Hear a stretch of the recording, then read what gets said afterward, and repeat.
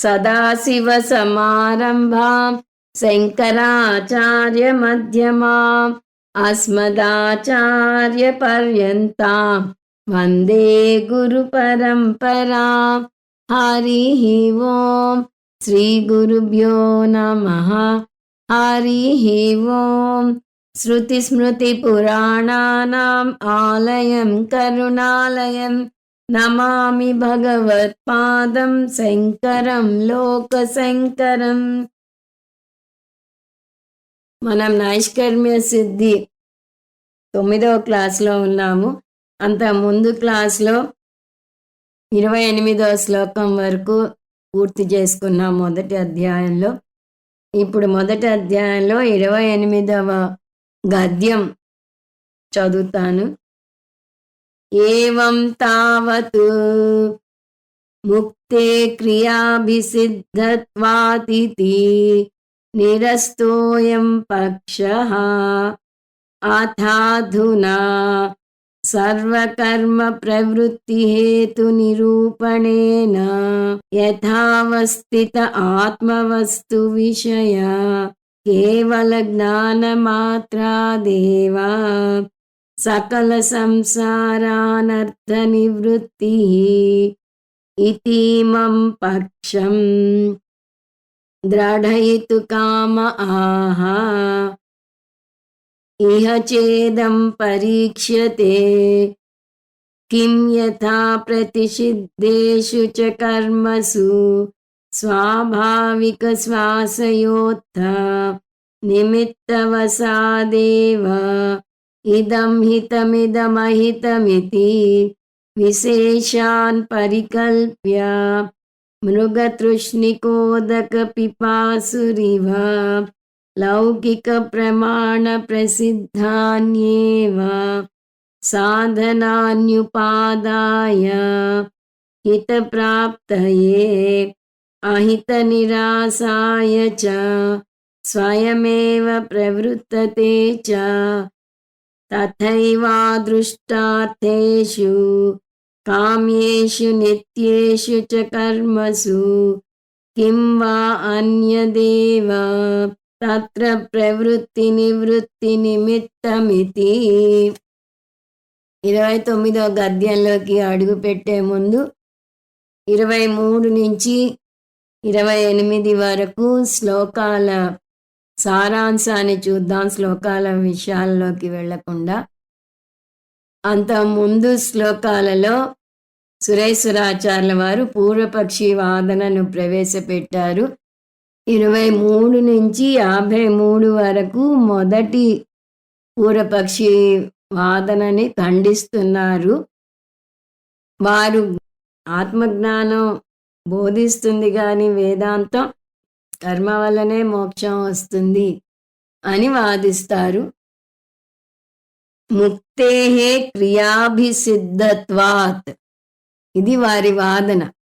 కర్మ వల్లనే మోక్షం వస్తుంది అనేది వారి వాదన. దాన్ని సురేశ్వరాచార్యుల వారు 23 నుంచి నేను ఖండిస్తాను, ఇంతవరకు పూర్వపక్షుల వాదన చెప్పాను అని 23లో చెప్పి ఇక నుంచి అంటే 24 నుంచి వారి వాదనను ఖండిస్తాను అని మనకి ఆయనే ఇంట్రడ్యూస్ చేశారు.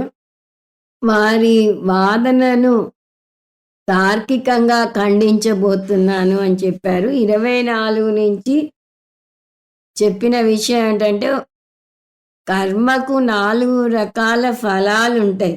అవి ఆప్తి, ఉత్పత్తి, వికారం, సంస్కారం. ఈ 4 ఫలాల్లోనూ ఎక్కడా మోక్షం వస్తుంది అని చెప్పలేదు. కాబట్టి కర్మ వల్ల మోక్షం రాదు. పైగా మోక్షం నిర్వచనం ఏమిటి అంటే అజ్ఞానహాన మాతృత్వాత్ ముక్తేహే అని చెప్తారు. ఈ నిర్వచనం చాలా ముఖ్యమైనది.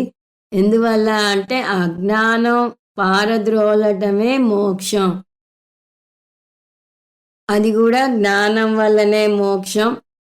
కర్మ అజ్ఞానాన్ని పారద్రోలలేదు. ఎందువల్ల అంటే కర్మ అజ్ఞానం వల్ల పుట్టింది. అజ్ఞానం అజ్ఞానాన్ని ఎలా పారద్రోలలేదో అలా అజ్ఞానం వల్ల పుట్టిన కర్మ కూడా అజ్ఞానాన్ని పారద్రోలలేదు అని ముందు ఖండించి తర్వాత అంటారు, సరే మీ వాదననే ఒప్పుకుంటాను తాత్కాలికంగా, దాని అభ్యుపేద్య వాదన అంటారని చూసాం. సరే మీరన్నట్టుగా కర్మ వల్ల మోక్షం వస్తుంది అన్నది స్వీకరిస్తే అందులో ఏ కర్మ వల్ల మోక్షం వస్తుందో మీరు చెప్పండి. ఒక్క కర్మ చేస్తేనే మోక్షం వస్తుందా? కర్మలన్నీ కలిపి చేస్తే మోక్షం వస్తుందా? అక్కడ వికల్పం ఇస్తున్నారు, అంటే చాయిస్ ఇస్తున్నారు. ఒక్క కర్మ చేస్తేనే మోక్షం వస్తుందా, అన్ని కర్మలు కలిపి చేస్తేనే మోక్షం వస్తుందా అని. ఎలా చేసినా సమస్యే అంటున్నారు. ఎందువల్ల? ఒక్క కర్మ చేస్తేనే మోక్షం వస్తుంది అంటే తక్కిన కర్మలన్నీ అనవసరం అవుతాయి. శాస్త్రం అనవసరంగా అనేక కర్మలను నిర్దేశించినట్టు అవుతుంది. అది కుదరదు. సరే అన్ని కర్మలు కలిపి చేస్తే మోక్షం వస్తుంది అంటే అప్పుడు అన్ని కర్మలు కలిపి ఏకకర్మ అవుతుంది. ఏకకర్మ అయితే అన్ని కర్మలు చేయటం అసాధ్యం. 10 కర్మలుంటే 9 కర్మలే చేయగలిగి 10ది చేయలేకపోయినా ఫలం రాదు. పైగా అన్ని కర్మలు కలిపి చేయాలి అంటే ఇక్కడ అనేక సమస్యలున్నాయి. అందరికీ అన్ని కర్మలు సమానంగా ఉండవు. వర్ణాశ్రమ ధర్మాన్ని బట్టి వేరే కర్మలుంటాయి. ఉదాహరణకి క్షత్రియుడు మాత్రమే రాజసూయ యాగం చేయాలి, తక్కిన వారు చేయలేరు. అలా గృహస్థు మాత్రమే అగ్నిహోత్రం చేయాలి, తక్కిన ఆశ్రమం వారు చేయలేరు. మరి ఏ కర్మ చేయాలి అంటే పోనీ దానికి కాంప్రమైజ్డ్ వర్షను, ఏ వర్ణానికి చెందిన వారు ఏ ఆశ్రమానికి చెందిన వారు చేయాల్సిన కర్మలు చేయాలో అవి అన్నీ చేస్తే చాలు అని అన్నారు అనుకుందాం. ఉదాహరణకి బ్రాహ్మణ గృహస్థుకి కొన్ని కర్మలు ఉంటాయి, క్షత్రియ బ్రహ్మచారికి కొన్ని ఉంటాయి, వైశ్య వానప్రస్థాశ్రమంలో ఉన్న అతనికి కొన్ని కర్మలు ఉంటాయి. ఆయా వర్ణాశ్రమాలకు తగ్గ కర్మలు మొత్తం చేస్తే చాలు అని చెప్పేటట్టయితే అది కూడా కుదరదు. ఎందువల్ల అంటే ఒక్కొక్క కర్మకి ఒక్కొక్క ఫలం ఉంటుంది. సాధన వేరైతే సాధ్యం కూడా వేరే ఉంటుంది. అన్ని కర్మలు ఒకే ఫలాన్ని ఇస్తాయి అని చెప్పడానికి వీల్లేదు. ఎందువల్ల అంటే సూత్రం ఏమిటి? యథా కర్మ తథా ఫలం, సాధన భేదే సాధ్య భేద, కారణ భేదే కార్యభేద. సో చేసే కర్మలు వేరే ఉంటే వాటికి వచ్చే ఫలాలు కూడా వేరేగా ఉంటాయి. అన్ని కర్మలు కలిపి మోక్షం ఇస్తాయి అంటే భిన్న కర్మలు ఒకటే ఫలాన్ని ఎలా ఇస్తాయి? ఇక్కడ అన్ని కర్మలు కలిపి ఏకకర్మ అన్నాం కదా, అంటే అందరి వర్ణాశ్రమాలకు తగ్గిన వారి కర్మలన్నీ వారు చేస్తే మోక్షం వస్తుంది అనేది కుదరదు. సరే మోక్షం ఒక్కొక్కరికి వేరే వేరేగా ఉంటుంది అంటే మోక్షంలో మళ్ళీ రకాలు లేవు. రకాలు ఉన్నాయని అనుకుంటారు అని సద్దర్శనంలో రమణ మహర్షి చెప్తారు, కానీ మోక్షం అంటేనే ఒకటే, అది అద్వైతం. అహంకారాన్ని పారద్రోలటమే మోక్షం. అందువల్ల 3 రకాల మోక్షాలు ఉంటాయి. ఇట్లాంటి ఆలోచనలు అర్థం లేని పని. కాబట్టి వేరే వేరే కర్మలు ఒకటే సాధ్యమైన మోక్షాన్ని ఇవ్వలేవు. సరే దీనికి వేరే ఆల్టర్నేటివ్ చెప్తాము అంటారు పూర్వమీమాంసకులు. మీరు చెప్పినట్టుగా ఒక్క కర్మ చేయటం కాదు, అనేక కర్మలు చేయటం కాదు. ఒక్క కర్మ చేస్తే తక్కిన వృధా అవుతాయి అంటున్నారు, అనేక కర్మలు చేయటం కుదరదంటున్నారు. కాబట్టి సరే ఒక పర్టికులర్ కర్మ, ఒక ప్రత్యేకమైన కర్మ చేస్తే మోక్షం కలుగుతుంది అని అంటారు. దానికి సురేశ్వరాచార్యుల వారు మీ ఆలోచన అద్భుతంగా ఉంది. అలా వినటానికి చాలా బావుంది. కానీ అలా మోక్షాన్ని ఇచ్చే ప్రత్యేకమైన కర్మ ఏముందో మీరు చెప్పండి. ఎందుకంటే వేదంలో ఈ కర్మ చేస్తే మోక్షం వస్తుంది అని ఎక్కడా చెప్పబడి లేదు. అంటే పూర్వపక్షి ఆగండి, తొందరపడకండి, నేను చెప్తాను. కొన్ని కర్మలకి ఫలం చెప్పలేదు. మోక్షానికి ఈ కర్మ అని చెప్పలేదు అంటున్నారు. కాబట్టి ఫలం చెప్పని కర్మని మోక్షానికి చెప్పిన కర్మగా మీరు తీసుకోవచ్చు కదా అని వారు అంటారు. కానీ సురేశ్వరాచార్యుల వారు మీరన్నట్టుగా కర్మలకి ఫలం చెప్పకపోతే చెప్పవచ్చు. కానీ ఫలం చెప్పని కర్మ అంటూ లేదు. ఎందుకంటే ఒక్కొక్క రకం కర్మకి ఒక్కొక్క ఫలం చెప్పేశారు. కామ్య కర్మలు చేస్తే పుణ్యలోకాలకు వెళ్తారు అని చెప్పింది. పుణ్యలోకాలకు వెళ్ళటం మోక్షం కాదు. తర్వాత నిషిద్ధ కర్మలు చేస్తే నరకలోకాలకు వెళ్తారు అంది. నిత్య నైమిత్తిక కర్మలు చేయకపోతే పాపం వస్తుంది అంది.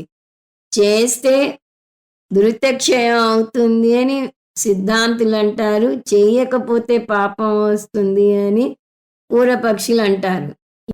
ఏ ఫలం తీసుకున్నా మోక్షం అయితే కాదు. కాబట్టి నిత్య నైమిత్తిక కర్మల వల్ల మోక్షం రాదు.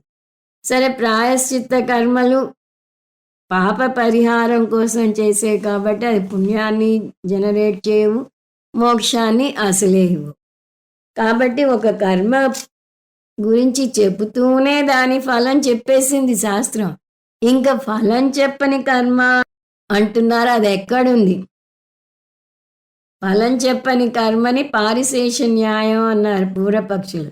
సో ఆ పారిశేష న్యాయం ప్రకారం ఫలం చెప్పని కర్మకి మోక్షం వస్తుంది అని పూర్వపక్షులు అన్నారు. అసలు ఫలం చెప్పని కర్మ అంటూ లేదు, కాబట్టి మీ పారిశేష న్యాయం చెల్లదు అని ఖండించి వేస్తున్నారు సురేశ్వరాచార్యుల వారు. ఇక్కడ భాష్యకారులు పూర్వపక్షి చెప్పినట్టుగా ఫలం చెప్పని కర్మ లేకపోలేదు, ఉంది. ఉదాహరణకి సర్వజిత్ యాగం ఉంది.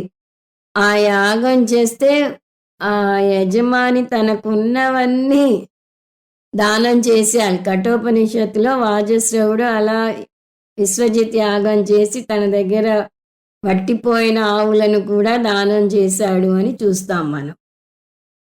అక్కడ పూర్వమీమాంసలోనే దీన్ని జైమిని మహర్షి డిస్కస్ చేసి ఒక సూత్రం చెప్పారు. ఏమిటది? ఒకవేళ శాస్త్రం ఫలం చెప్పకపోతే మనుషులందరూ ఏకగ్రీవంగా కోరుకునే ఫలం ఊర్ధ్వలోకాల ప్రాప్తి. దాన్ని స్వర్గలోకం అని ఆయన చెప్తున్నారు ఇక్కడ. స్వర్గలోకం అంటే ఒక్క స్వర్గమే కాదు, ఊర్ధ్వలోకాలన్నీ వస్తాయి. ఆ సూత్రం సహా స్వర్గ స్యాతో సర్వాన్ ప్రత్యవిశిష్టత్వాత్ అన్నారు.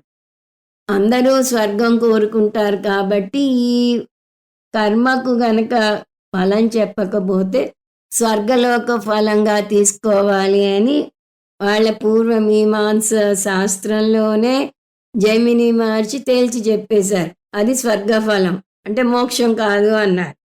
అంటే దీన్ని బట్టి వారు తవ్వుకున్న గోయిలో వారే పడ్డట్టు అయింది. ఈ విధంగా ఫలం చెప్పని కర్మ అంటూ ఏదీ లేదు. కాబట్టి మోక్షం ఏ కర్మ వల్లను రాదు అని చెప్పేశారు. సరే, శాస్త్రంలో చెప్పని కర్మ ఏదన్నా తీసుకుందామా అంటే అది కూడా ఒప్పుకోరు సిద్ధాంతులు. ఎందుకంటే ఈ కర్మల వల్ల వచ్చే ఫలాలు అపౌరుషేయ విషయం, అంటే మనిషి మేధస్సుకు అందేవి కావు. లౌకిక విషయాలకైనా అలౌకిక విషయాలు, ఇక్కడ పారలౌకిక అంటున్నారు. పారలౌకిక విషయాలకైనా దానికి సంబంధించిన ప్రమాణం ఉండి తీరాలి.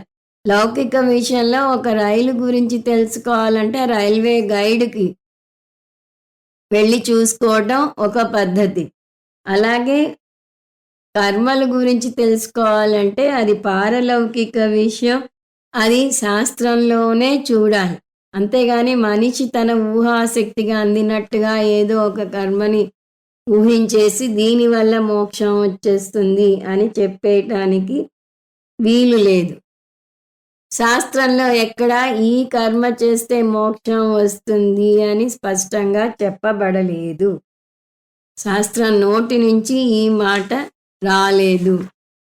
కాబట్టి కర్మ వల్ల మోక్షం రాదు అని సురేశ్వరాచార్యుల వారు ఇక్కడ తేల్చి చెప్పేశారు. ముక్తేహే క్రియాభిసిద్ధత్వాత్ అనే పదం 9వ శ్లోకంలో ఉంది. దాన్ని ఇక్కడ ఈ వాదన ద్వారా ఖండించుకు వచ్చారు. ఈ ఖండిస్తున్న నేపథ్యంలో వారిని విమర్శిస్తున్నారు కూడా. కామ్య కర్మలు నిషిద్ధ కర్మలు చేయకండి అని మీరు ప్రత్యేకించి చెప్పేది ఏమిటి? అది శాస్త్రం ఎప్పుడో చెప్పింది. మేము వేదాంతంలో ఎప్పుడో ఒప్పేసుకున్నాం. మేము ఒప్పేసుకున్న దాన్ని మీరు ప్రత్యేకించి చెప్తే ఎలా ఉంది అంటే, అత్తగారు కోడలు చెప్పిన దాని కాదని మళ్ళీ తను చెప్పినట్టు ఉంది. మీ వాదన చెల్లదు అని 28వ శ్లోకంలో ముగించారు. 28వ శ్లోకం మళ్ళీ ఒకసారి చూద్దాం. నిషిద్ధ కామ్యయో త్యాగః త్వయాపీష్టో యథా మయా నిత్యస్య ఫలవత్వాచ్చ న మోక్ష కర్మ సాధనః. న మోక్ష కర్మ సాధనః. కర్మ సాధన వల్ల మోక్షం రాదు అని తేల్చి చెప్పేశారు ఈ శ్లోకంలో. ఎందువల్ల అంటే నిషిద్ధ కామ్యయో త్యాగః. మీరే చెప్పారు నిషిద్ధ కర్మలను చేయకండి, కామ్య కర్మలను చేయకండి అని. త్వయా అపీష్టః. మీరు చెప్పిన ఈ విషయం మేము కూడా ఒప్పుకుంటున్నాము. యథామయ. మీరు చెప్పినట్టే మేము ఒప్పుకుంటున్నాం. అంటే నిషిద్ధ కర్మలు కామ్యకర్మలు మోక్షాన్ని ఇవ్వవు అని మీరు చెప్పినట్టే అర్థం. అది మేము ఒప్పుకుంటాం. ఇంకా మిగిలింది ఏమిటి? నిత్య నైమిత్తిక కర్మలు మానద్దు అని మీరు చెప్పారు. ఎందువల్ల అంటే ప్రత్యవాయ పాపం అంటదు అని మీరు చెప్పారు. అంటే దాని అర్థం ఏంటి? దానివల్ల మోక్షం రాదు అని మీరు కూడా ఒప్పుకున్నట్టే. నిత్యస్య అఫలవత్వాచ్చ. అఫలవత్వ అంటే ఫలం ఇవ్వదు. ఏ ఫలం ఇవ్వదు? మీరు ఆశించిన ఫలం ఇవ్వదు, మోక్షం ఇవ్వదు. వారి లెక్క ప్రకారం అసలు నిత్యకర్మ పుణ్యఫలం ఇవ్వదు. ఇక్కడ మనం మాట్లాడుతుంది మోక్షం కాబట్టి నిత్యకర్మ వల్ల మోక్షం రాదు. మరి ఏం వస్తుంది అంటే నిత్యకర్మ చేస్తే ప్రత్యవాయ పాపం అంటదు అని వారి వాదన, ధృతక్షయం అవుతుంది అని మన వాదన. ఏ విధంగా చూసినా మోక్షం అయితే రాదు. అందువల్ల మోక్ష కర్మ సాధన న భవతి. దీనివల్ల మోక్షం కర్మ చేస్తే వస్తుంది అనే మీ వాదన చెల్లదు అని తేల్చి చెప్పేశారు. 29 నుంచి ఇంకొక పెద్ద వాదనలోకి దిగబోతున్నారు. అందువల్ల దానికి ఉపోద్ఘాతం కూడా గద్య రూపంలో చాలా ఎక్కువే ఉంది. ఓ పూర్వపక్షి, నేను చెప్పింది బాగా అర్థం చేసుకో అని చెప్తున్నారు.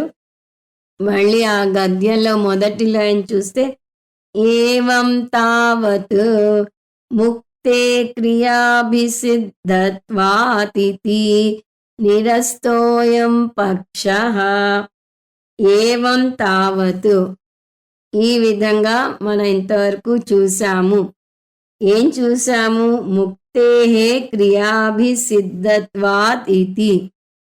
ఇది ఇన్వర్టెడ్ కామాస్లో ఉంది. ఇతి అంటే అంతకుముందుది ఇన్వర్టెడ్ కామాస్లో ఉన్నట్టు మనం ఊహించుకోవాలి. ఇది శృతి ప్రమాణం కాబట్టి ఇన్వర్టెడ్ కామాస్ అవి ఉండవు కాబట్టి ఇలా పదాల ద్వారా ఇది వీరు చెప్పారు, అది వారు చెప్పారు అని మనకు అర్థమయ్యేలాగా వస్తుంది. సో, ఇతి అంటే మీరన్నారు. ఏమనన్నారు? ముక్తేహే క్రియాభిసిద్ధత్వాత్. ఇది 9వ శ్లోకంలో అక్షరాల ఇలాగే ఉంటుంది.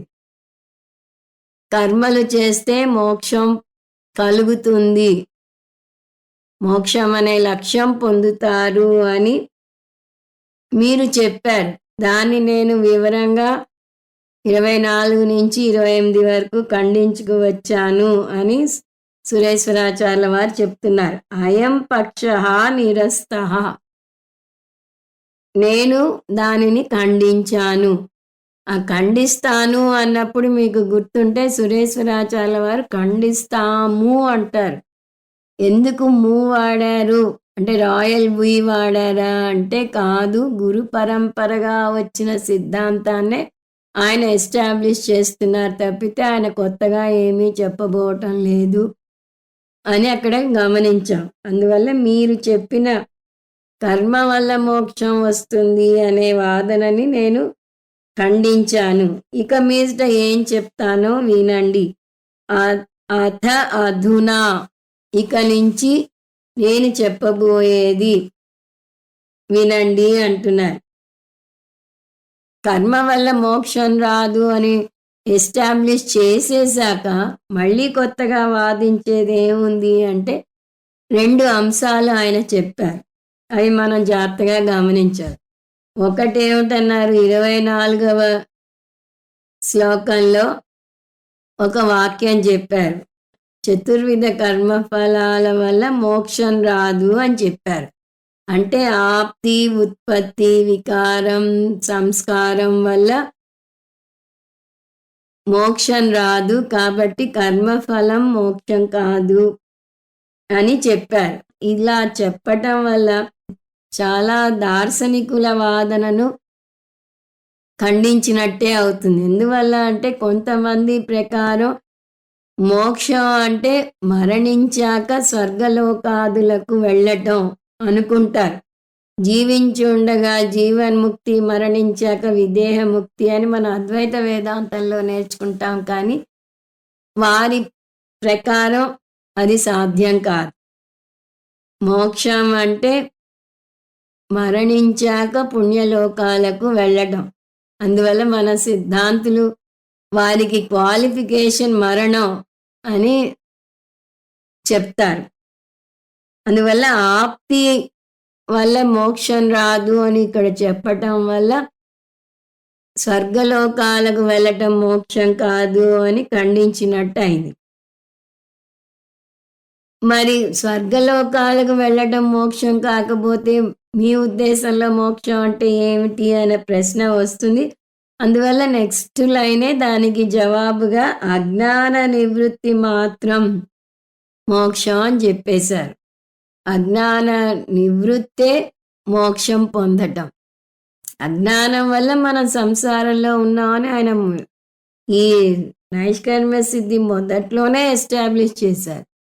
అజ్ఞానం వల్ల సంసారంలో ఉంటే ఇట్ గోస్ వితౌట్ సేయింగ్ సంసారం పోవాలంటే అజ్ఞానం అజ్ఞానం పోవాలంటే జ్ఞానం పొందాలి. దేని గురించిన అజ్ఞానం ఉంటే దాని గురించిన జ్ఞానం పొందాలి. ఆత్మ గురించిన అజ్ఞానం ఉంది కాబట్టి ఆత్మ గురించిన జ్ఞానం పొందాలి. ఇవన్నీ మనం ఆల్రెడీ చూసాం. సో అజ్ఞాన నివృత్తి మాత్రం మోక్షం అని చెప్పారు. అంటే ఇక్కడ 2 విషయాలు చెప్పారు, క్యాజువల్గా చెప్పారు. ఒకటి ఆప్తి, ఉత్పత్తి అలాంటి కర్మఫలాల వల్ల మోక్షం రాదు. 2 మోక్షం అంటే కేవల అజ్ఞాన నివృత్తి మాత్రం. ఇప్పుడు ఆ రెండింటిని ఆయన నిరూపించాలి. సో ఆయనకి ఇప్పుడు 2 పనులు ఉన్నాయి. ఒకటి మోక్షం అంటే అజ్ఞాన నివృత్తి మాత్రమే, దానికి కర్మ అవసరం లేదు. రెండవది కర్మ అజ్ఞానాన్ని తొలగించలేదు. ఎందువల్లనంటే కర్మ 4 ఫలాలను ఇస్తుంది, కానీ ఆ ఫలంలో ఏ ఫలం వల్ల అజ్ఞానం తొలగదు అని. ఇప్పుడు ఈ రెండింటిని ఆయన తార్కికంగా నిరూపించుకు రావాలి. అంతకుముందు స్టేట్మెంట్లు ఇచ్చారు అంతే. అలా ఎలా చెప్పగలవు అని ఎవరన్నా ప్రశ్నించవచ్చు. అందువల్ల వాటిని తార్కికంగా నిరూపించుకుంటూ రావాలి. ముందు రెండవది నిరూపించబోతున్నారు. ఏమిటది? కర్మ అజ్ఞానాన్ని పారద్రోలలేదు. కర్మే అజ్ఞానం నుంచి వచ్చింది. కర్మ వేరే దాని వల్ల వస్తే అజ్ఞానాన్ని పారద్రోలగలదేమో కానీ కర్మే అజ్ఞానం నుంచి పుట్టింది. అంటే అజ్ఞానం కర్మకి కారణం, కర్మ కార్యం. కారణ గుణం కార్యం అంతటా ఉంటుంది అని ఒక ప్రకృతి సూత్రం. ఉదాహరణకి బంగారం తీసుకుంటే బంగారం కార్యమైన ఆభరణం అంతటా ఉంటుంది. మట్టి తీసుకుంటే మట్టి కుండ అంతటా ఉంటుంది. సో కారణం లేకుండా కార్యం లేదు. మరి అజ్ఞానమే కారణం. కాబట్టి కర్మలో అజ్ఞానం ఉంటుంది. అజ్ఞాన జనిత కర్మ ఇది. అజ్ఞానం నుంచి పుట్టింది. అంతకుముందు శ్లోకంలో కూడా మనం చూసాం. అజ్ఞానం ఎలా అజ్ఞానాన్ని పారద్రోలలేదో అలా అజ్ఞానం అజ్ఞాన జనిత కర్మని కూడా పారద్రోలలేదు. అందువల్ల జ్ఞానం మాత్రమే అజ్ఞానాన్ని పారద్రోలగలదు. ఇక్కడ మళ్ళీ ఒక సందేహం రావచ్చు. కర్మ అజ్ఞానాన్ని పారద్రోలలేదు అంటే ఏ అజ్ఞానాన్ని? లౌకిక అజ్ఞానాన్న, పారలౌకిక అజ్ఞానాన్న?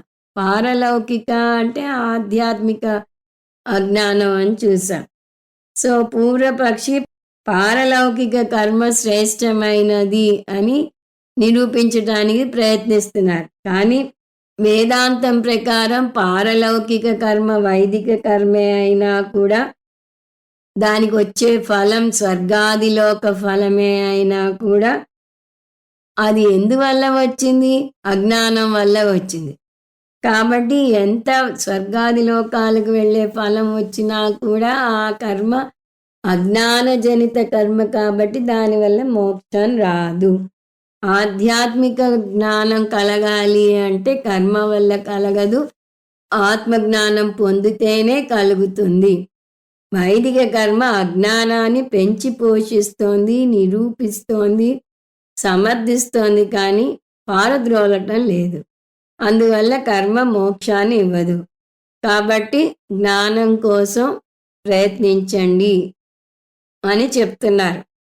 ఎందువల్ల అంటే జ్ఞానం ఒక్కటే మోక్షాన్ని ఇస్తుంది. అందువల్ల అథ అధునా అంటే ఇప్పుడు, ఇక నుంచి ఇంకా ఇప్పుడు నేను చెప్పబోతున్నాను. ఏం చెప్పబోతున్నాను? నెక్స్ట్ లైన్ చదువుదాం. అథాధునా సర్వకర్మ ప్రవృత్తి హేతు నిరూపణేన యథావస్థితాత్మవస్తు విషయ కేవల జ్ఞానమాత్రాదేవ సకల సంసారానర్థ నివృత్తి ఇతీమం పక్షం దృఢయితు కామ ఆహా. సర్వకర్మ ప్రవృత్తి హేతు నిరూపణేన.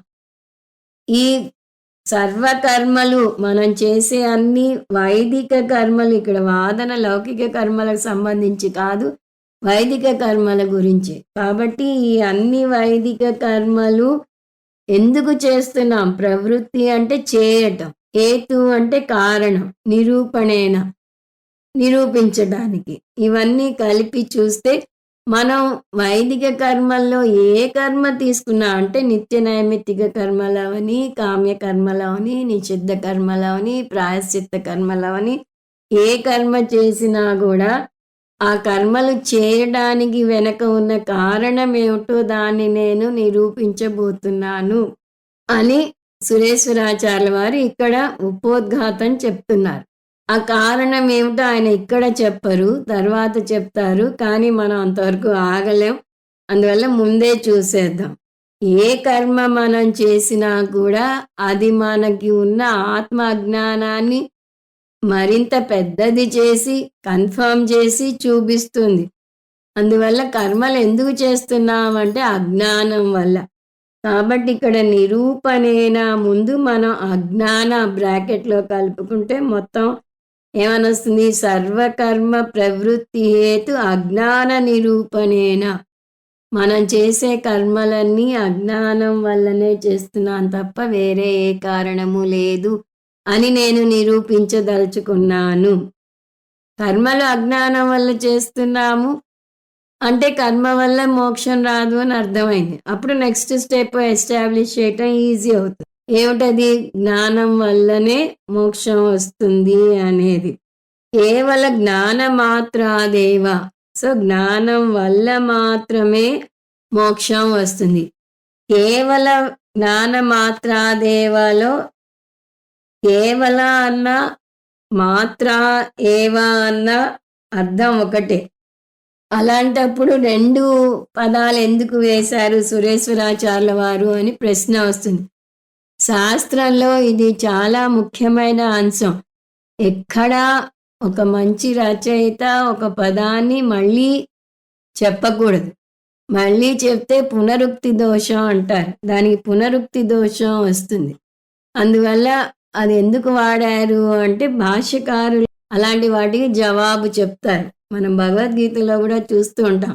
కృష్ణ పరమాత్మ ఏదైనా పదాన్ని మళ్ళీ వాడితే అక్కడ అర్థం ఇది, ఇక్కడ అర్థం ఇది అని వేరే అర్థాన్ని చెప్తారు శంకరాచార్యుల వారు. సో ఇక్కడ కేవల జ్ఞాన మాత్రాదేవ, కేవల అన్న మాత్రా ఏవ అన్న ఓన్లీ దాని వల్లనే అని వస్తుంది. ఎందుకు 2 చెప్పారు అంటే కేవలం అంటే స్వచ్ఛమైన స్పష్టమైన జ్ఞానం, సమ్యజ్ఞానం అని చెప్పవచ్చు. ఉపాసనని కూడా జ్ఞానం అంటారు శాస్త్రంలో. ఉపాసన సమ్యజ్ఞానం కాదు. ఉపాసనలో జీవాత్మ పరమాత్మ ఆ భేదాన్ని ఊహించుకుని ఉపాసన చేస్తారు. అక్కడ జ్ఞానం లేదు. కానీ జ్ఞానానికి వచ్చాక జీవాత్మ పరమాత్మల అభేద జ్ఞానం పొందుతారు. అందువల్ల సమ్యక్ జ్ఞానం అంటే ఉపాసన కాదు, జ్ఞానం పొందాలి అని అర్థం. కాబట్టి మాత్రాదేవ అంటే సమ్యజ్ఞాన మాత్రాదేవ, సమ్యజ్ఞానం వల్లనే మోక్షం పొందుతాము అని అర్థం. పక్షం అంటే థీసిస్ అంటున్నారు స్వామీజీ. అంటే థీసిస్ ఎప్పుడు వాడతాం? పిహెచ్డికి చాలా రీసెర్చ్ చేశాక అది సబ్మిట్ చేసేటప్పుడు దాన్ని థీసిస్ అంటారు. అలా సురేశ్వరాచార్యుల వారు కర్మ గురించి చాలా రీసెర్చ్ చేశాక ఒక థీసిస్ తయారు చేశారు. అది అక్షరాల కరెక్ట్ కూడా. సురేశ్వరాచార్యుల వారు ఒకప్పుడు కర్మకాండని చాలా నమ్మినవారు. కర్మ వల్లే మోక్షం వస్తుందని నమ్మిన వారిలో ఆయన మొట్టమొదటి వారు. ఆయన శంకరాచార్యుల వారితో వాదనకి దిగుతారు కర్మ వల్లనే మోక్షం వస్తుంది అని. శంకరాచార్యుల వారు కర్మ వల్ల మోక్షం రాదు అని నిరూపించాక అప్పుడు దాని గొప్పతనం అర్థం చేసుకుని ఆయన సురేశ్వరాచార్యుల వారుగా మారారు. శంకరాచార్యుల వారి శిష్యులుగా అయ్యాక అటువంటి వ్యక్తే కర్మని ఖండిస్తూ రాయటానికి సరి అయిన అర్హత ఉన్న వ్యక్తి అని శంకరాచార్యుల వారు నైష్కర్మ్య సిద్ధి రాయమని ఆయనకి ఆదేశం ఇవ్వటం, అందువల్ల ఈయన రాయటం జరిగింది. కాబట్టి థీసిస్ అన్నది అక్షరాలా సరిపోతుంది. ఈ థీసిస్ని నేను దృఢీకరణం చేయబోతున్నాను. ఏమిటా థీసిస్? కర్మ వల్ల మోక్షం రాదు, జ్ఞానం వల్లనే మోక్షం వస్తుంది అనే నా సిద్ధాంతాన్ని థీసిస్ని నేను దృఢీకరణం చేసే కామహ కోరికతో ఆహా మీతో డిస్కస్ చేయబోతున్నాను అన్నాడు. ఇక్కడ కూడా ఈ రచయిత చేస్తున్నాడు అని చెప్పినట్టు అర్థం తీసుకోవాలి. ఈ రచయిత ఒక థీసిస్ చేశాడు కర్మకాండ గురించి. ఆ థీసిస్ని మీకు దృఢీకరణం చేయడానికి చెప్పబోతున్నాడు. ఎందుకంటే ఇది ఉపోద్ఘాతం అని చూసాం. ఉపోద్ఘాతం 3rd person చెప్పినట్టుగా ఇక్కడ చెప్తున్నారు. ఆ రచయిత ఎవరో కాదు, తనే. సో కేవలం జ్ఞానం మాత్రాదేవ అంటే జ్ఞానం వల్లనే మోక్షం వస్తుంది అని చూసాం. దేని యొక్క జ్ఞానం? ఆత్మవస్తు విషయ. మొదట్లో ఈ మాట కూడా చెప్పారు. ఉన్నది ఒకటే వస్తువు, దాని గురించి నేను బోధిస్తాను అని చెప్పారు. అది ఇక్కడ మళ్ళీ స్పష్టం చేస్తున్నారు. ఆత్మవస్తు విషయ. ఆత్మ ఒక్కటే సత్యం. అది ఎలా చెప్తారు? యథా అవస్థితం. ఆత్మ గురించి ఉన్నదున్నట్టుగా చెప్తాను. శాస్త్రంలో ఉన్నదున్నట్టుగా చెప్తాను. ఎందుకు అది ప్రత్యేకించి చెప్తున్నారు అంటే, మనకి ఆత్మజ్ఞానం ఉందని మనం అనుకుంటున్నాం. ఎందుకంటే మనకి ఆత్మ అంటే ఏమిటో తెలీదు. ఆత్మ అంటే శరీరం అనుకుంటాం. ఆత్మ అంటే మనస్సు అనుకుంటున్నాం. నేనిప్పుడు శరీరపరంగా నేను అపూర్ణుడిని అనుకుని పూర్ణత్వం పొందటానికి ప్రయత్నాలు చేస్తున్నాను. ఇప్పుడు వర్తమానంలో నేను బాధలు పడుతున్నాను. భవిష్యత్తులో నా జీవితాన్ని మెరుగుపరుచుకోవాలి అని ఆశిస్తున్నా. అందువల్ల అనేక కర్మలు చేస్తున్నా. సో, మనకి ఇక్కడే పూర్ణత్వం పొందాలి అని కోరిక ఉంది. అందువల్ల మనం దాని గురించి స్ట్రగుల్ చేస్తూనే ఉన్నాం. కానీ ఆత్మజ్ఞానం పొందితే మనకు తెలిసేదేమిటి?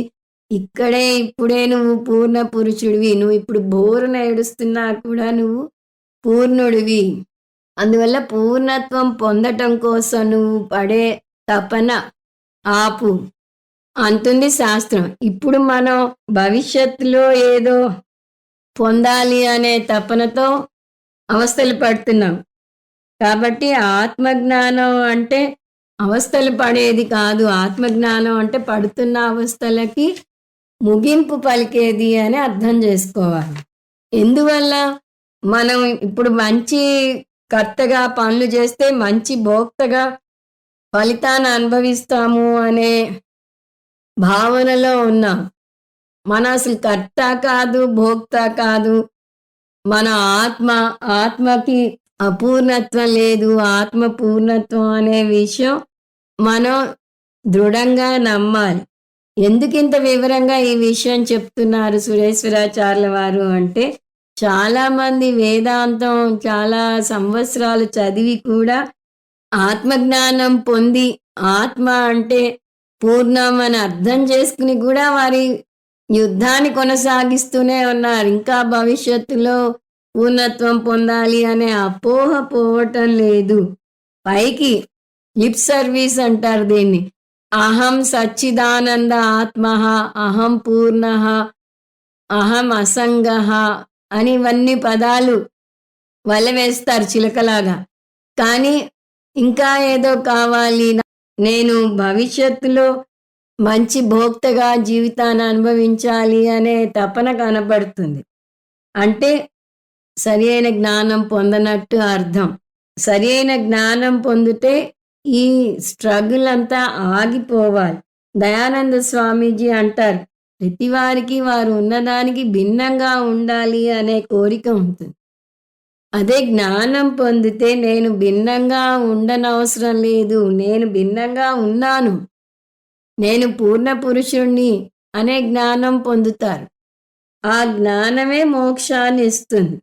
అందువల్ల మోక్షం అంటే కొత్తగా ఆనందం పొందటం కాదు, కొత్తగా ఏదో జ్ఞానం పొందటం కాదు. నేను ముందే ముక్తి పొంది ఉన్నాను అనే విషయం అర్థం చేసుకోవడం. నేను నిత్యముక్త శుద్ధ పురుషుణ్ణి అనే వాక్యాన్ని అర్థం చేసుకుని నేను కొత్తగా దేని గురించి ఇంకా ప్రయత్నం చేయనవసరం లేదు అని తెలుసుకోవాలి.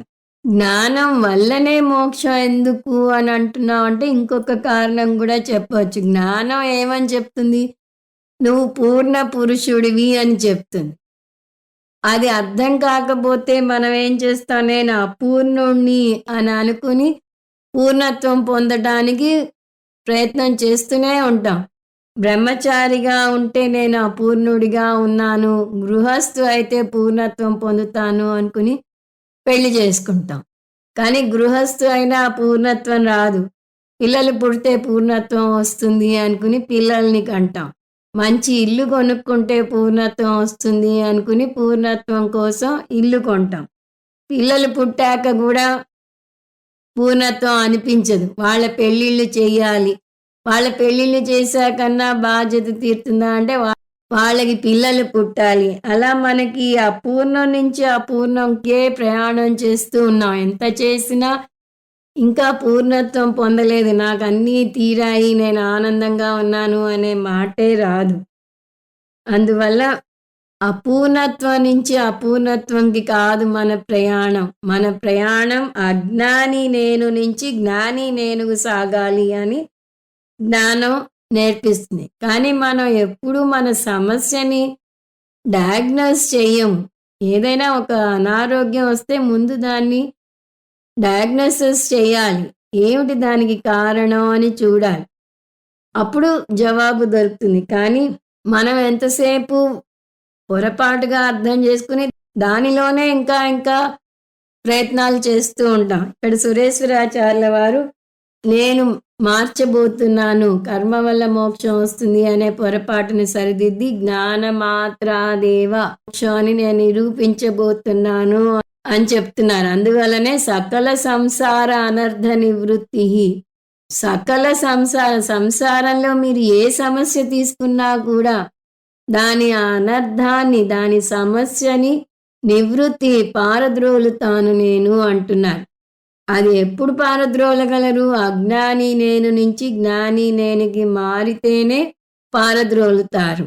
అందువల్ల నేను మీకు సంసారంలో ఏ సమస్య తీసుకున్నా కూడా మీ అజ్ఞానం వల్లనే వస్తోంది అనే విషయం నేను మీకు నిరూపించబోతున్నాను అంటున్నారు సురేశ్వరాచార్యుల వారు. అందువల్లనే ఇమం పక్షం ద్రాఢయితు కామా అని చెప్పారని చూసాం. ఇదిగో నా ఈ థీసిస్ ద్వారా ఈ జ్ఞానం వల్లనే మోక్షం వస్తుంది అనే విషయాన్ని నేను నిరూపించడమే నా కోరిక అని ఇక్కడ చెప్తున్నారు.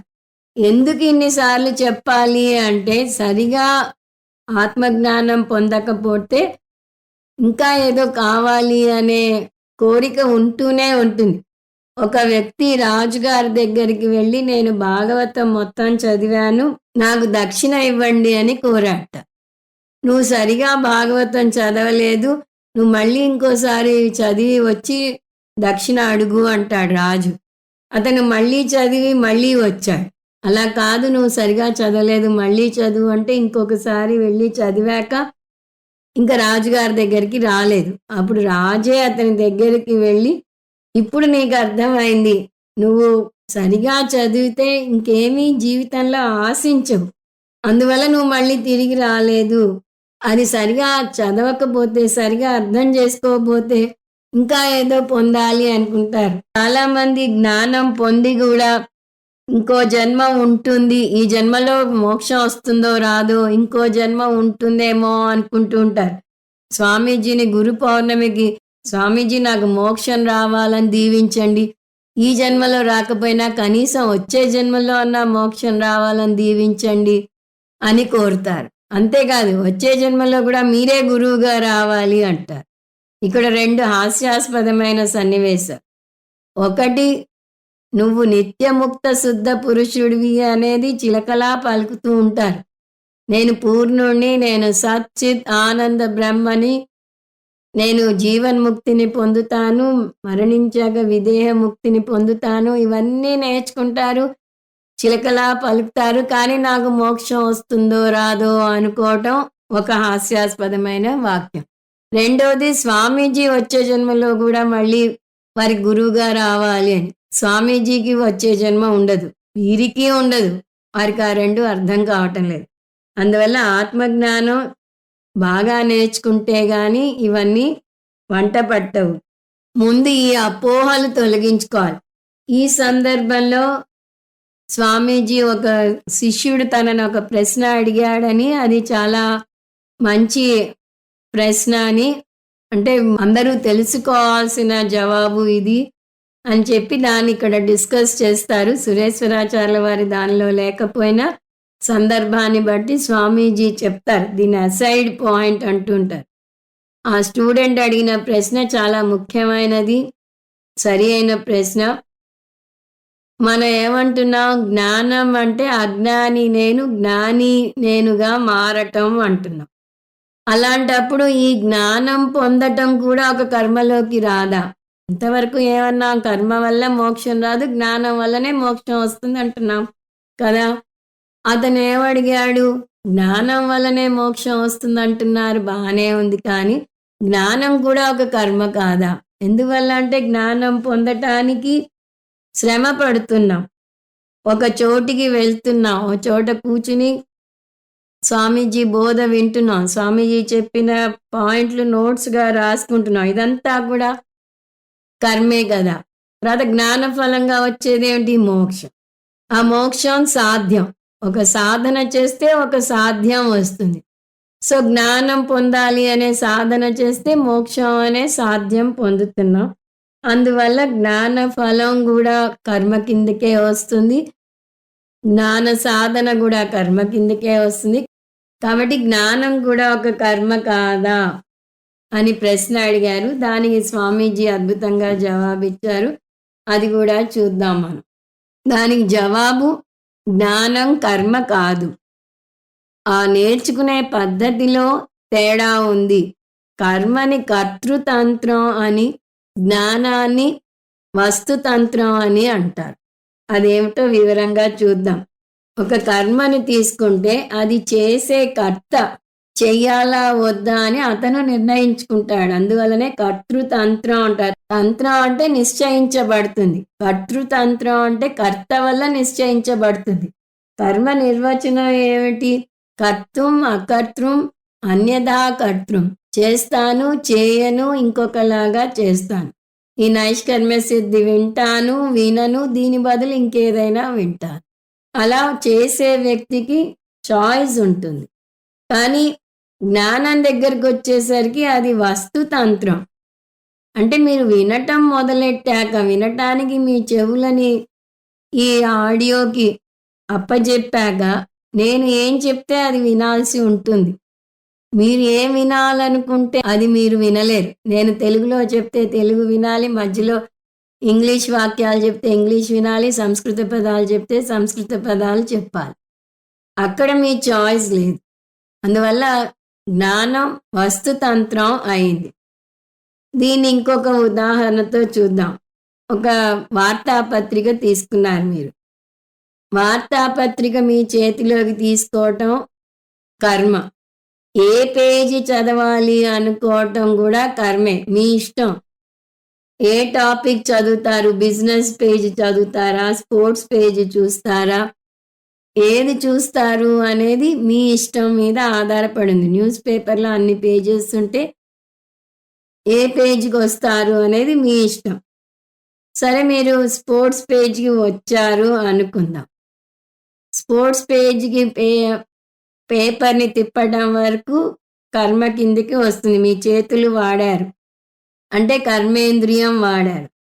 కానీ స్పోర్ట్స్ పేజీలో మీరు చదవటానికి ఎంచుకున్న ఐటెం చదవటం మొదలెట్టాక మీ కర్మేంద్రియం పనిచేయటం మాని జ్ఞానేంద్రియం పని మొదలవుతుంది. అంటే కన్నుతో చదువుతారు. అక్కడ మీరు చదివినది ఆ మ్యాటరు మీ చేతిలో లేదు. అది మీ ఇష్టాన్ని బట్టి ఆధారపడి లేదు. ఉదాహరణకి ఇటలీకి ఫ్రాన్స్కి మధ్య అవుతున్న ఫుట్బాల్ మ్యాచ్లో ఎవరు గెలిచారు తెలుసుకోవాలని ఉంది మీకు. మీరు ఇటలీ గెలవాలని అనుకున్నా ఇటలీ గెలవటం మీ చేతిలో లేదు. అక్కడ వార్త ఏదుంటే అదే మీరు చదవగలరు. అంటే ఆ ఫలితం మీ చేతిలో లేదు. ఆ చదివే వార్త మీ చేతిలో లేదు. ఎవరు గెలిచారు అనేది మీరు ఆ వార్తలో చదివి తెలుసుకోగలుగుతారు అంతే. సో, ఆ వార్తకి వెళ్ళటం వరకు కర్మ. వార్తలో ఏం రాసుందో చదవటం జ్ఞానం. మళ్ళీ స్వామీజీ బోధ ఉదాహరణ తీసుకుంటే స్వామీజీ బోధకి వెళ్ళటం వరకు మీ ఇష్టం. క్లాస్‌కి వెళ్ళాలా వద్దా అనేది మీ ఇష్టం. క్లాసు వినటం మొదలెట్టాక స్వామీజీ ఏ భాషలో చెప్పినా, ఇంగ్లీష్‌లో చెప్పినా, మధ్య మధ్యలో తమిళ పదాలు వాడినా, మధ్య మధ్యలో సంస్కృత పదాలు చెప్పినా, ఆయన ఏం చెప్తారన్నది మీ చేతిలో లేదు. ఆయన చెప్పింది వినటం వరకే మీకు చాయిస్ ఉంది. అక్కడ విషయ వస్తువు మీద ఆధారపడి ఉంది జ్ఞానం. మళ్ళీ వింటుండగా ఆయన చెప్పింది చెప్పినట్టు రాసుకోవాలా? కొన్ని పదాలే రాసుకోవాలా? సంస్కృత పదాలు తెలుగులో రాసుకోవాలా? ఇవి మీ చాయిస్. అవి కర్మలోకి వస్తాయి. కొంతమంది వర్డ్ టు వర్డ్ రాసుకుంటారు. కొంతమంది ముఖ్యమైనవే రాసుకుంటారు. సో, దీన్ని సమ్ అప్ చేస్తే ఒక కర్మ చేయాలా వద్దా అనే విషయంలో కర్తకి చాయిస్ ఉంది. కానీ జ్ఞానం విషయంలో వినటం మొదలెట్టాక బోధ చేస్తున్న వ్యక్తి ఏం చెప్తే అదే వినగలరు. లేదా చదవటం మొదలెట్టాక ఆ పుస్తకంలో ఏముందో, ఆ పత్రికలో ఏముందో అదే మీరు వినగలరు లేదా చదవగలరు. అందువల్ల కర్మని కర్తృతంత్రం అని, జ్ఞానాన్ని వస్తుతంత్రం అని అంటారు. శంకరాచార్యుల వారిచ్చే ఉదాహరణ ఒక రాయి. రాయిని చూసి ఇది రాయి అని తెలుసుకోవటం జ్ఞానం. కానీ రాయిని ఒక శివలింగంగా ఊహించుకుని దానికి పూజ చేయటం ఉపాసన. అది మీ ఊహ.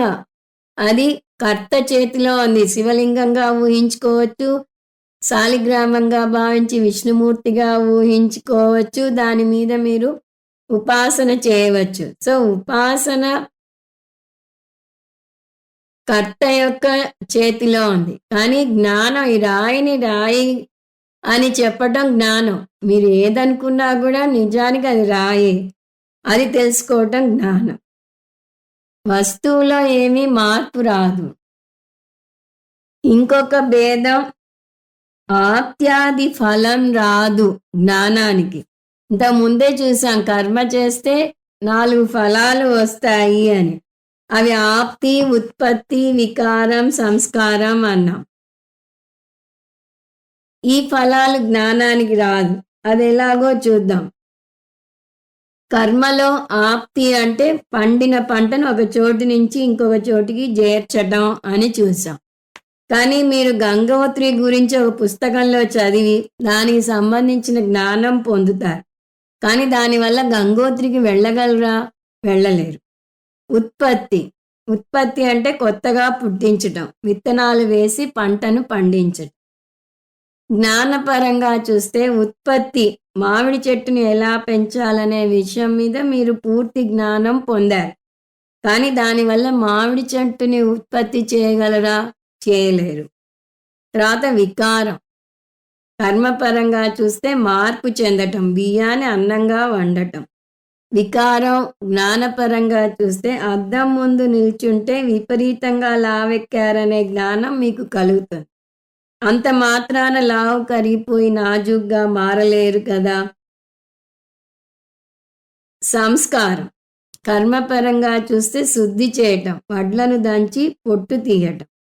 జ్ఞానపరంగా సంస్కారం చూస్తే నెల రోజులు ఊరు వెళ్ళి వస్తే ఇల్లంతా దుమ్ము కొట్టుకుపోయి ఉందనే జ్ఞానం మీకు ఇంటిని చూసి చూడగానే కలుగుతుంది. అంత మాత్రాన అశుద్ధంగా ఉన్న ఇల్లు శుద్ధంగా మారిపోదు. చిత్తస్య శుద్ధయే కర్మ నతు వస్తూపలబ్ధయే వస్తుసిద్ధిర్విచారేణ న కించిత్ కర్మ కోటిభిః అని వివేక చూడామణిలో వస్తుంది. అంటే చిత్తశుద్ధి పొందాలంటే కేవలం జ్ఞానం చాలదు, దానికి కర్మ చేయాలి. కానీ ఆత్మను శుద్ధి పొందించటానికి కర్మ అవసరం లేదు. ఆత్మ నిత్య శుద్ధం అని వస్తుంది. ఇంకొక భేదం కూడా ఉంది కర్మకి జ్ఞానానికి. ప్రమాణతంత్రం, చోదన తంత్రం అంటారు. ఇంచుమించు మొదట చూసిన కారణం లాంటిదే ఇది కూడా, కాకపోతే ఇంకో కోణంలోంచి చూస్తాం. జ్ఞానం మనం వాడే ప్రమాణం మీద ఆధారపడి ఉంటుంది. కర్మ శాస్త్రం మీద ఆధారపడి ఉంటుంది. మనం అనుభవించే ప్రపంచం మనం వాడే ప్రమాణం మీద ఆధారపడి ఉంటుంది. ఉదాహరణకి శ్రోత్రేంద్రియాన్ని వాడితే శబ్ద ప్రపంచాన్ని అనుభవిస్తాం. చక్షురేంద్రియాన్ని వాడితే రూప ప్రపంచాన్ని అనుభవిస్తాం. అందువల్ల ప్రమాత అయిన మనం పొందే జ్ఞానం మనం వాడే ప్రమాణం మీద ఆధారపడి ఉంటుంది. కానీ ప్రమాత అయిన మనం ఏ ప్రమాణాన్ని వాడాలో నిర్ణయించలేం.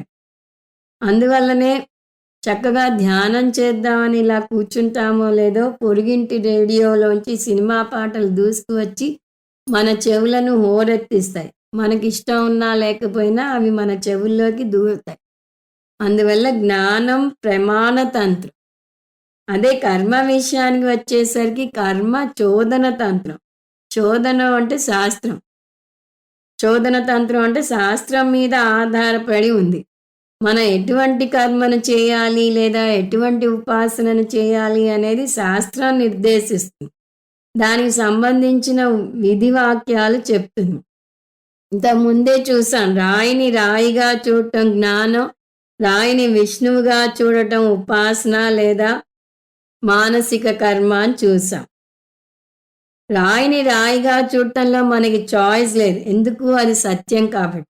సత్యాన్ని ఉన్నట్టుగా చూడాలి. కానీ రాయి మీద భగవంతుణ్ణి ఆవాహన చేసి ఉపాసన చేయటం మీద మనకు చాయిస్ ఉంది. అందువల్ల జ్ఞానం ప్రమాణ తంత్రం, కర్మ చోదన తంత్రం. ఈ 3 భేదాలను టూకీగా చూస్తే కర్మ కర్తృతంత్రం, జ్ఞానం వస్తుతంత్రం. కర్మ ఆప్యాది ఫలాన్ని ఇస్తుంది, జ్ఞానం ఆప్యాది ఫలాన్ని ఇవ్వదు. కర్మ చోదన తంత్రం, జ్ఞానం ప్రమాణ తంత్రం. అందువల్ల మనం అర్థం చేసుకోవాల్సింది, జ్ఞానం మోక్షం అనే ఫలాన్ని కొత్తగా ఇవ్వదు. జ్ఞానం నీ స్వస్వరూపాన్ని తెలియజేస్తుంది. నువ్వు ముందే నిత్యముక్త శుద్ధ పురుషుడివి అని చెప్తుంది. అందువల్ల జ్ఞానం కాయిక వాచిక మానస కర్మల్లో ఏ కర్మ కాదు. మిగతాది వచ్చే క్లాస్లో చూద్దాం. ఓం తత్సత్. సర్వం శ్రీకృష్ణార్పణమస్తు. ఓం పూర్ణమద పూర్ణమిదం పూర్ణాత్ పూర్ణముదచ్యతే పూర్ణస్య పూర్ణమాదాయ పూర్ణమేవావశిష్యతే. ఓం శాంతి శాంతి శాంతి. హరి ఓం. శ్రీ గురుభ్యో నమః. హరి ఓం.